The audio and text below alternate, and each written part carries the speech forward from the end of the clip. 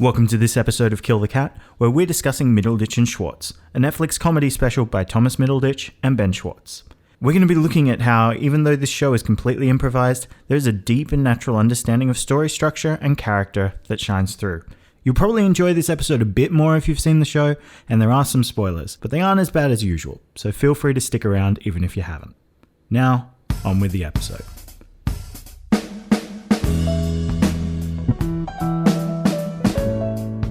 So today we're talking about Middleditch and Schwartz. This is probably one that many of our audience haven't watched, although maybe you have, and in that case, great. So Middleditch and Schwartz is an improv comedy show on Netflix starring Thomas Middleditch and Benjamin Schwartz. And basically the concept of the episodes are they will spend 5 minutes interviewing a member of the audience about a story, or usually their leading question is like, what's something you're excited for or nervous about? So one episode it's a wedding, one episode it's exams, and then the last episode is a job interview. And they'll spend 5 minutes just getting details around that person's particular take of that story. And then from there, they will just spend the next 55 minutes acting out a completely improvised show starring those characters that they discussed. And one of the things we realized as we watched the show is just this really crazy sense of story that they had. Even though these shows were completely improvised, they managed to land their character arcs, land their story arcs overall. There were stakes and there was emotions, and it was just a lot of fun and really impressive what they were able to do, given that it was completely improvised. Yeah, so I honestly think you could enjoy this episode without seeing it. It's so good. It's got 100% on Rotten Tomatoes. It's on Netflix. I think I've seen all of them maybe 4 or 5 times now, and I will go watch them in the future. Yeah. They're so funny. I think I've watched the wedding episode 6 or 7 times. Yeah. Improv is a little bit of a random topic for us to talk about. Yeah, it's a bit different from our usual fare. But I think there'll be some stuff to learn here. You had a bit of a story to tell. All right, so this is the story how I accidentally went to an improv class. Okay, so I think this was maybe 2-3 years ago, and I was still very much in the just out of film school baby screenwriter need to meet people stage, and the Australian Writers Guild puts on events. I want to premise this by saying that people have paid me to proofread stuff. I thought the event was improve your writing. I did not register. It was improv your writing, no E. So I turn up, and because it's networking, I'm fairly nicely dressed, I'm in heels, and then I am forced into, because my parents are English, which makes me an innately polite person. I did not leave. I sat through this 1-hour improv class in a bar, in high heels, with people I'd never met who were mostly in their 40s. I wouldn't do it again.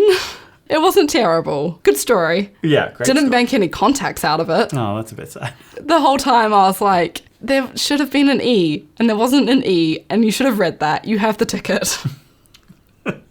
It's all on you. Yeah, but the whole premise of the class was how improv can make your writing better. And they're points we're going to get into today. All right. So I touched on it a little bit before, but this concept or idea of innate storytelling. There was a great interview with Taika Waititi where he was talking, I think, about Thor Ragnarok. It might have been one of his other films. But he was basically saying, I didn't really think about theme. I just kind of made the movie, and then I just wait for the film students to tell me what the theme was later on. And I think where that comes from is that these people, these authors, are people who've spent a lot of time honing their craft and honing their storytelling ability to a point where, yes, there is symbolism and structural elements that go in without the intentional thought, but they're still no less a part of their craft. And that's what this innate sense of storytelling is. So it's the ability to structure a story to have good characters without having to think too much about that. And that's something that comes from experience. And, these guys have been doing improv for years. Yeah, I think that experience thing is really important, because I think a lot of people come into writing and be like, I don't need to worry about all the academic stuff. If you watch Middleditch and Schwartz, you can have no knowledge of improv, but you can tell they've done this so much.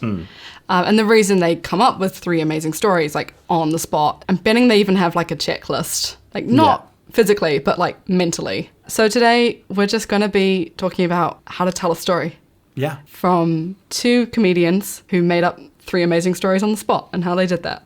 Amazing. To start off with, I think my major point is the idea of structure. And we're going to talk about this in the context of 3-act structure because it's the model that people know. It's the model that you would have heard before if you've done any study into screenwriting. Yeah, so it's basically the beginning, middle, and end. So beginning is your setup, your character introductions and their goals. The middle is continuing the character's journey in pursuit of those goals. And the end is completing the character's journeys with them either having achieved their goals, learned a lesson, or both. Yeah. So why don't we unpack the wedding episode and how it relates to those 3 acts? Yeah, so this is episode 1, Parking Lot Wedding. Yeah. I think we both agreed this is probably the best one of the 3 and the best example of what we're going to talk about today, although we will touch on the other 2 episodes. Yeah, so let's, what is Act 1 of Parking Lot Wedding?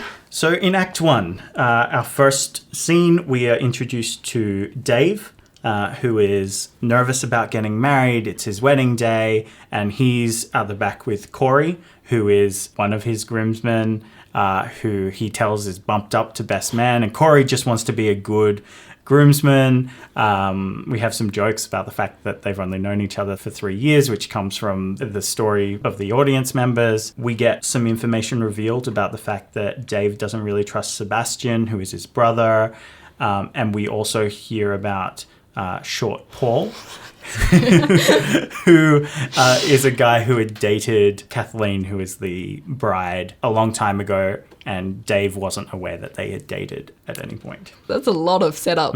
And that's relationships between people, that's stakes conflict. for people, that's conflict. And then the other thing that's set up is that there's the point in the wedding at which someone can say something mean, and Short Paul is going to say something mean, or they're scared that he is going to. Yes. So we've got 2 people on stage. We talked a lot about this in our Enchanted episode. Look, they tell jokes and they are definitely funny, but that is not their main objective.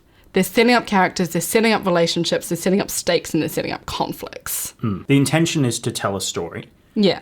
And what's really interesting is watching through, even though they are making little quips and there's jokes and there's moments where they break, because that's just what's actually funny about improv, is the fact that you're waiting for the person to crack, and there's great moments where they forget who's who.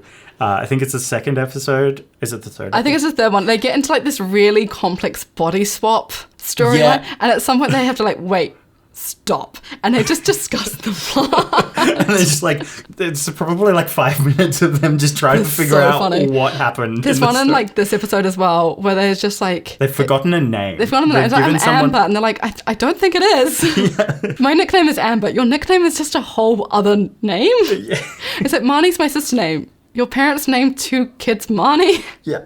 If that's your name, I don't remember my girlfriend's name. And so we need to figure this out. They have to reestablish names. And those moments are so much fun. Yeah. There's even the moment at the end of the wedding episode where the 2 of them have to kiss. And they're just and they do it. I love that awkward moment of is this okay? Are you cool? Yeah. Okay, we kiss. And, it's great how much trust they have in each other, right? So much trust required. I'm not going to go too much into the gazelle scene because I don't want to put an explicit label on this episode.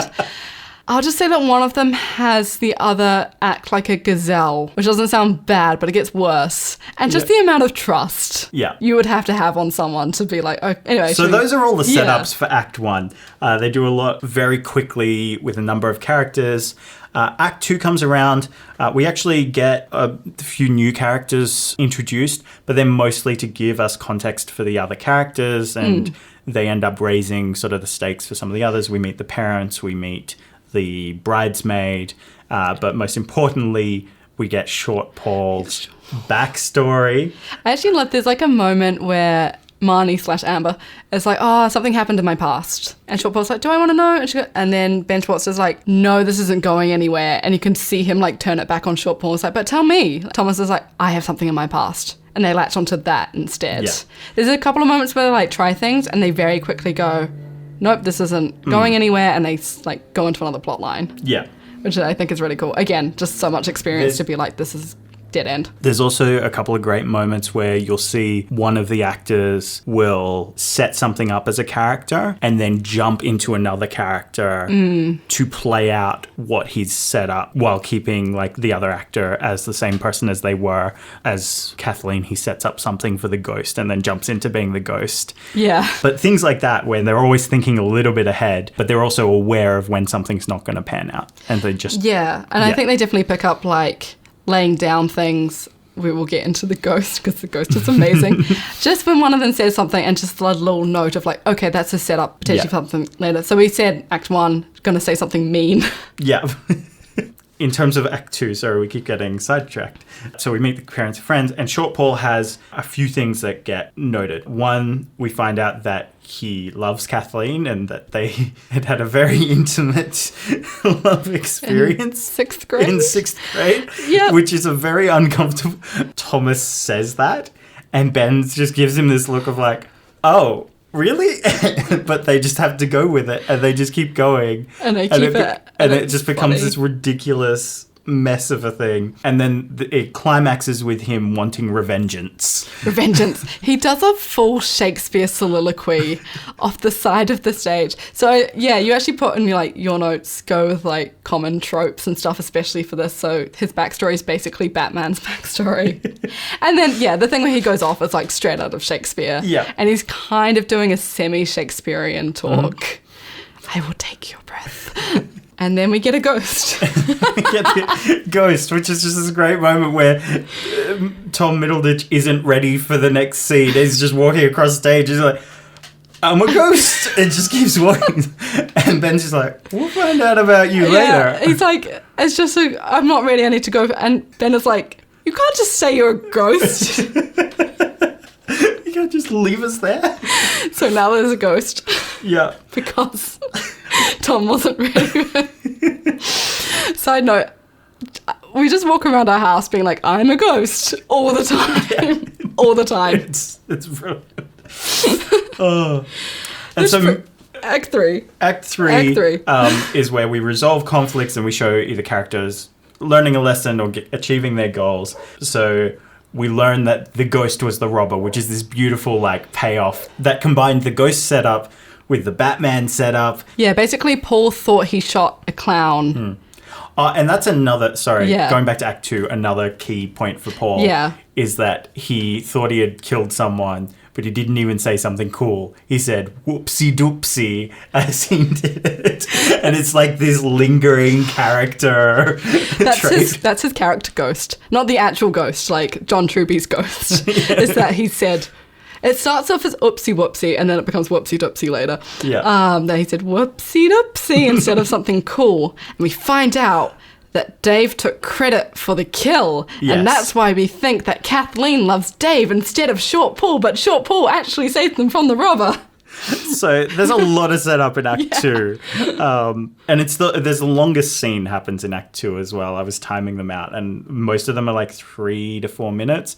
And that one is like, I think like 8 to 12 minutes, somewhere like that. But yes, so in Act 3, we have the actual ceremony itself. We have Short Paul getting up to say something mean.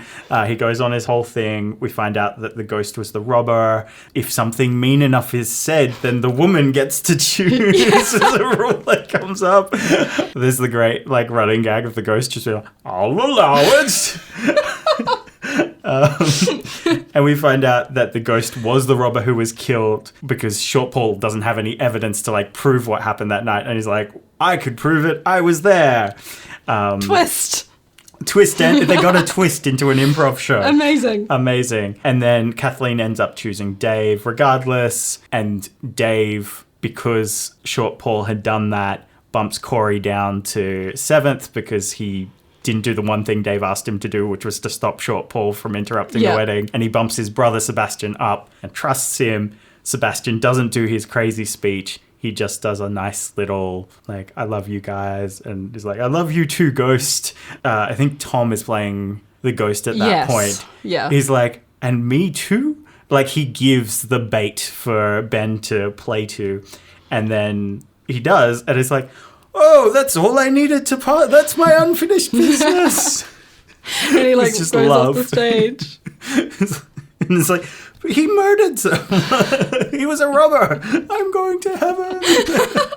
So yeah, so all the story beats are ironed out, and Yeah. we even get some character arc and some character growth. Yeah. There's high stakes, there's conflict, there's everything you need. And like, yeah, the premise is ridiculous. Totally. But what makes it work is that even though the premise is crazy and the fact that there's a ghost is ridiculous and the backstories are ridiculous, the characters all play true to those backstories regardless. And we've talked about this in other episodes where it's like your comedy doesn't just come from making jokes. It actually comes from characters being true to who they are, and the conflicts and settings kind of create the comedy of that. So should we talk about some characters then? Yeah. These two guys, they play every character, but once the character is established, either of them can jump into that role at any time. They actually have this very clever thing they do with staging, where they will establish where a character is. So even when they get up to, I think the most is like the wedding episode, maybe they have 10 characters. 13 characters? I think it's 13 characters. Yeah, but they all have where they are on the stage. So anytime they want to be a certain character, they go to that point. Or like in the second episode in the classroom, they all have where they're all sitting. Yeah. And that's shown really well when everyone's yelling, choose, choose in the wedding, and they run to the different spots to be the different characters. They also have 2 chairs. Yes. That is their only props. They get 2 chairs.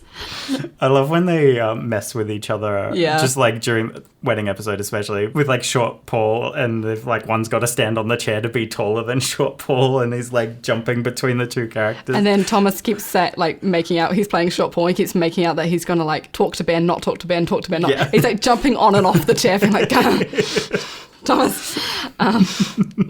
Anyway, so that's like more of a staging thing. Also good for screenplays. This is actually one of the things I notice. You can get really lost in a screenplay if there's a lot of characters. Just tell us where they are. Yeah. It's so simple. If you can establish a geography, that makes things so much easier. Definitely. So obviously where they are on the stage helps, but they do more than that to define all these characters that they come up with on the fly. Yeah, I think one of the key things is they give everyone a defining trait. Yes. Like one specific thing that helps you remember them. So Short Paul is short. The father is loose. Like he's got that particular accent. Yeah. There's a bride and a groom who are obviously the brides and grooms. Or even like they have a character called Emily, and every time they jump into the character of Emily, they pretend she's like they're running hands through a long ponytail. Yeah. And at one point they're like, someone gets the character on and goes, no, I'm Emily, this is Emily, and like does the ponytail movement. There's a guy from Maryland. Yeah. He spreads his legs because he's from Maryland. He's from Maryland. Just little traits. Yeah. So everyone gets something little. Or like Sebastian is card trick. He is just John Ralphio from Parks and Rec, pretty much. And then the other thing is they give their characters goals and obstacles. Yeah. Like almost every character, and especially the more main characters, have goals. Dave wants to get married smoothly. Sebastian wants to be the best man. Corey wants to be a good best man. Short Paul wants to win Kathleen back. Everyone's got something they're going for. The father just wants everyone to leave him alone and stop telling him to be loose. The mother wants him to calm down. Yeah, so every time they jump into a character, like I know what this character is doing. I know what this character is aiming for. I know why this character is doing what they're doing. Yeah. And they have that in every single episode. Just every time they're accounting, you're like, I know, I understand what you're trying to do. Yeah. Their goals are the things that compete with each other, and that's where we get a lot of our conflict from. And so it's making characters who have opposing goals. Yeah, and I actually think I see this in a lot of comedies. They'll give characters what they think are funny goals, and it'll just be completely unrelated to the plot. And I think we said about the goals need to conflict. Yeah. That's where you get story, and therefore that's where you get drama. That's where you get drama. And that's where you get comedy. And it can be as simple as there's a wedding going on and the bride's ex-boyfriend is here. So I put this as a separate point, but I think it links with characters. But archetypes and tropes, using them is actually a really great and effective way to tell stories. They kind of take this to an extreme a little bit. Things like using the Batman backstory. Yeah. When he has to go and tell about his past. Things like love setting the ghost free. It's just like, it's a great way to round off the ghost story. But it's a trope, and we laugh because it is a trope, and we know that. And there's characters that we've seen before. There's, especially with the accents, like you've got that dad who, I think that's like the New Yorker, like real tough accent. And they go for like the two most New York characters you'll ever meet in episode 3. Yeah. But you got Sebastian, who's like the douchebag, and you got Short Paul, who's insecure about being short. There's a great line of like, Kathleen just calls me Paul without the short in front. And he like starts crying.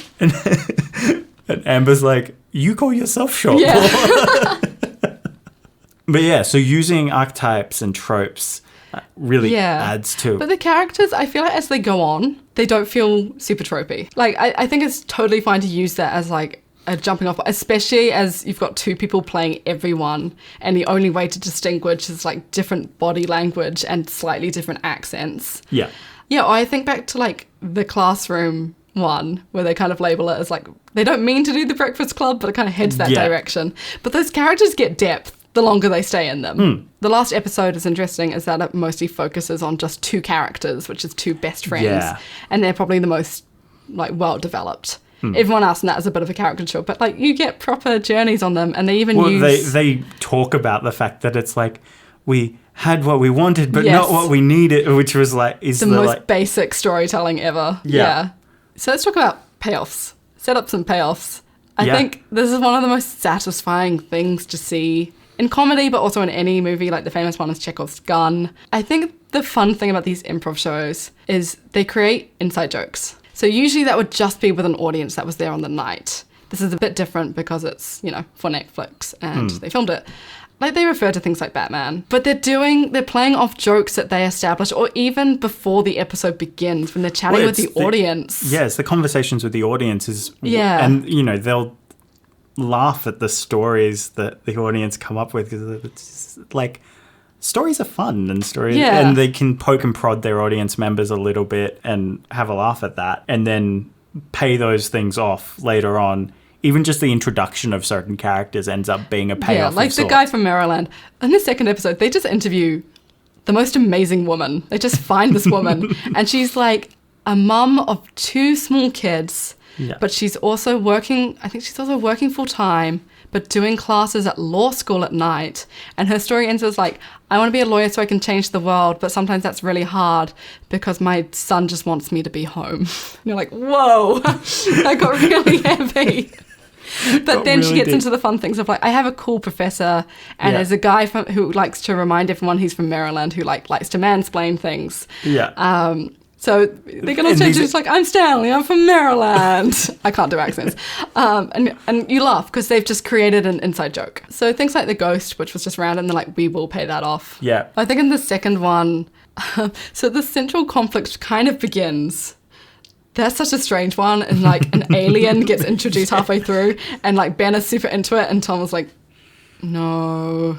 Well, even then, for that episode, with the fact that there is like a door door. I think that one's kind of fun because they're all kind of just hanging out and establishing characters, and they introduce the idea of what a digital contract is. What is the difference between a digital and a paper contract? I think the tension there is so fun because the actors don't know.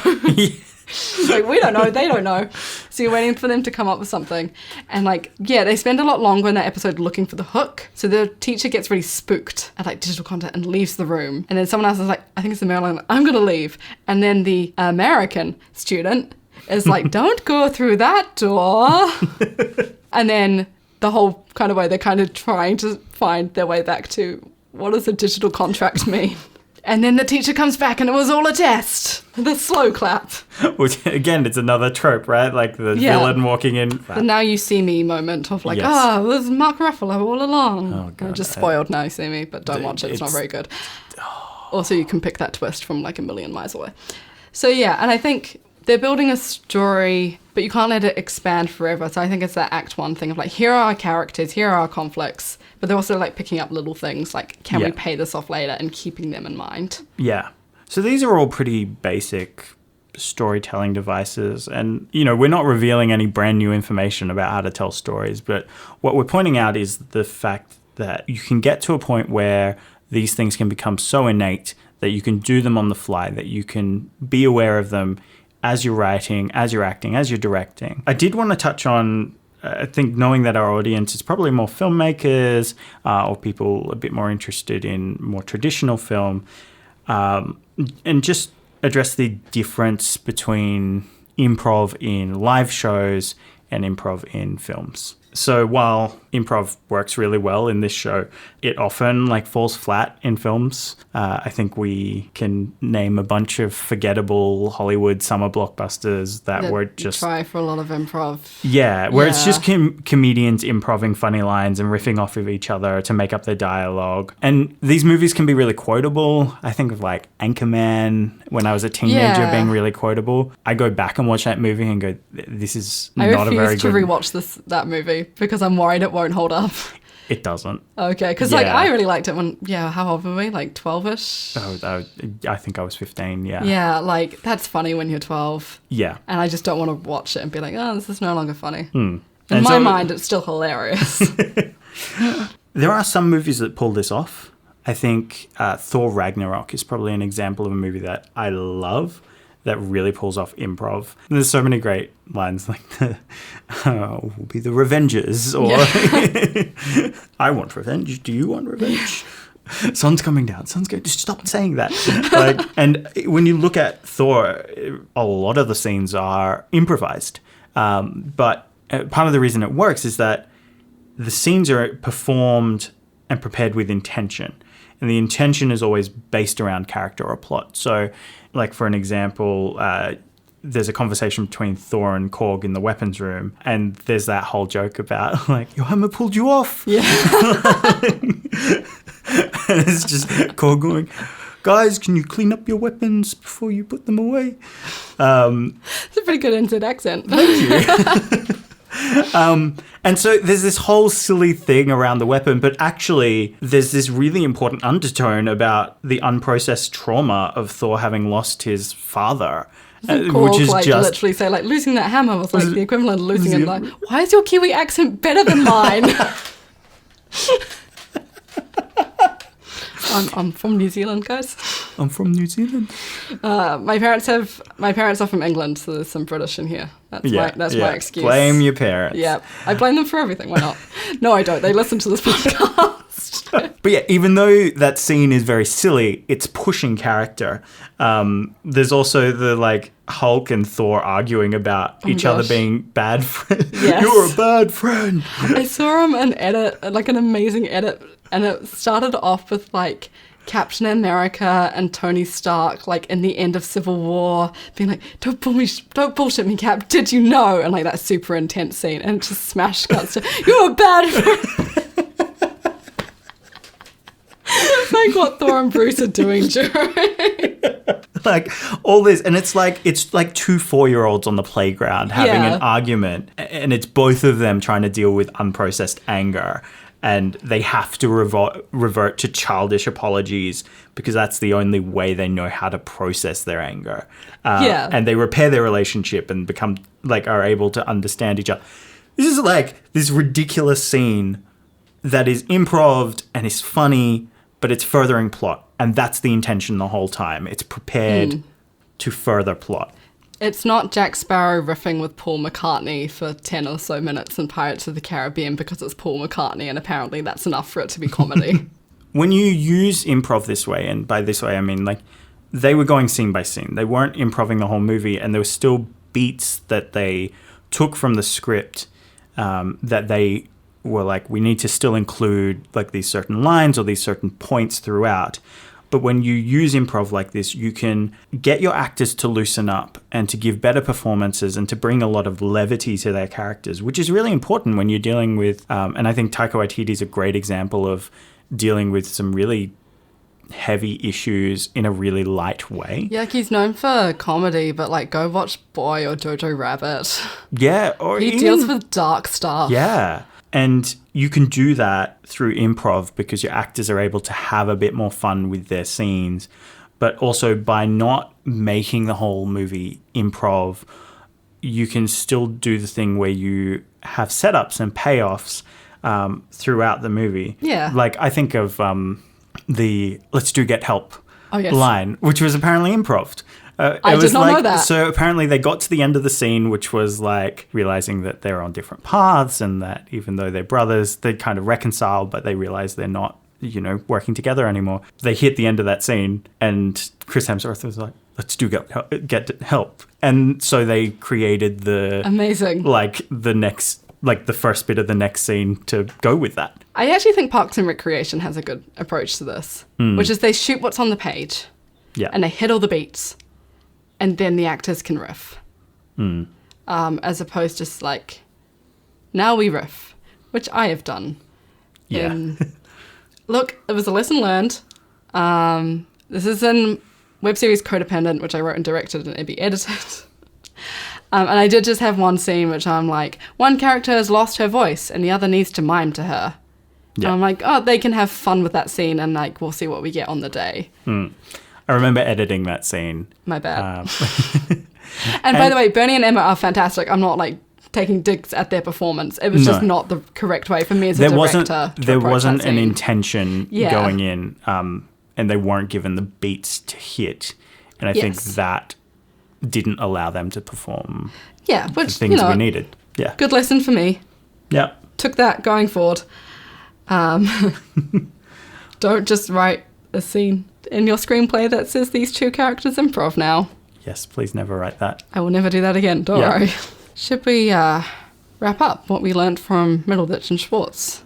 Yeah. One of the key takeaways, and this isn't just for me, this is for other people as well, but practice makes perfect. And I think I have always found that quick form, like unedited writing and directing exercises can be really, really, really helpful for getting a better sense of story. So if you can find writing prompts, if you've got friends who you can write with and just say, hey, we were part of a writers group together. Writing up the walls. It was a COVID-based writing group. But we would come up with an idea or a prompt every week, and then we'd go away, and then we'd come back with scripts. And I remember that being a really fruitful time for my writing. But we did this with directing as well. I remember in film school, I had a short that I still love to this day. We rocked up at the location. We had a couple of things we had to include. Otherwise, it was just kind of improvised, and we made a story that worked. You had one as well. Yeah, I had Little Bounce. Bounce, the film was called. It was cute. I also did, I guess it's a web series. It was called 6 Short Weeks. It's on YouTube, where I wrote and directed 6 shorts in 6 weeks, and Ibby shot and edited 2 of them. Yes, that's right. I actually went through them the other day because I was adding captions. Some of them kind of hold up. Yeah. It seems really obvious to just keep writing and just keep doing these things. And I just think there's a danger in when people like Taika Waititi say, I don't think of these things, film students tell me about them later. That's probably true. He's also extremely experienced. Yeah. It is okay to start with these things like 3-act structure, character motivations. You kind of need to because it's the learn to walk before you run, right? My analogy is no one expects you to pick up a camera and be an amazing cinematographer. They expect you to learn how to use the camera. Yeah. And then when you're a great cinematographer, you can get to a scene and be like, okay, I know what I want. Yeah. Without having to be like, what is 3-point lighting again? Actually, one of my biggest takeaways from this, and this has been a learning thing for me in general, is I can get very, very paralyzed if I don't know exactly where a story is going to go. I like my outlining stage. But I've actually found doing things like Dungeons and Dragons and fan fiction, sometimes the writing is the process.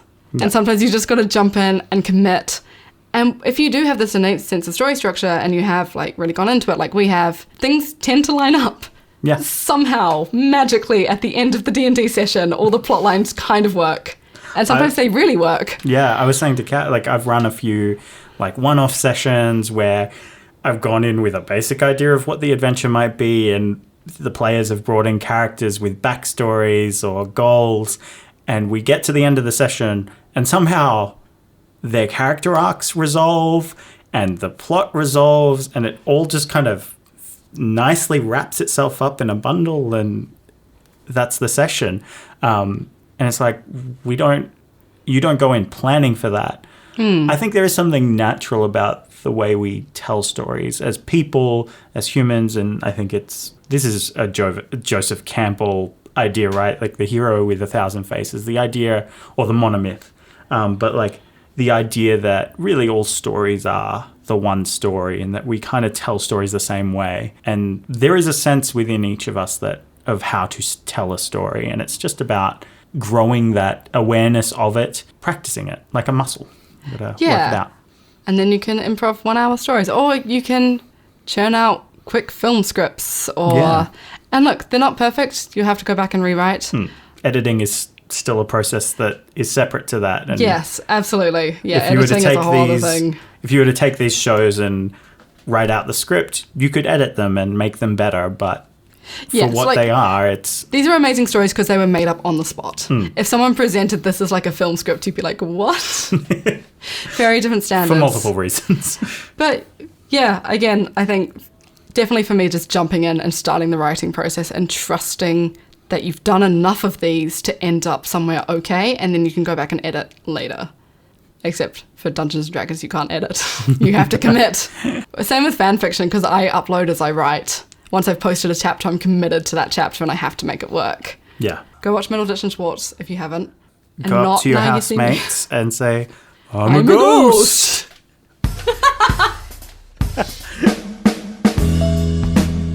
That was our episode on Middleditch and Schwartz and how to tell a story. If you like the podcast and want to help support us, you can leave a review or subscribe on your platform of choice. This helps other listeners find us and keeps you updated on future episodes. Upcoming episodes include The Matrix, The Good Place, and Pirates of the Caribbean. Thanks for listening. Until next time, this has been Kill the Cat.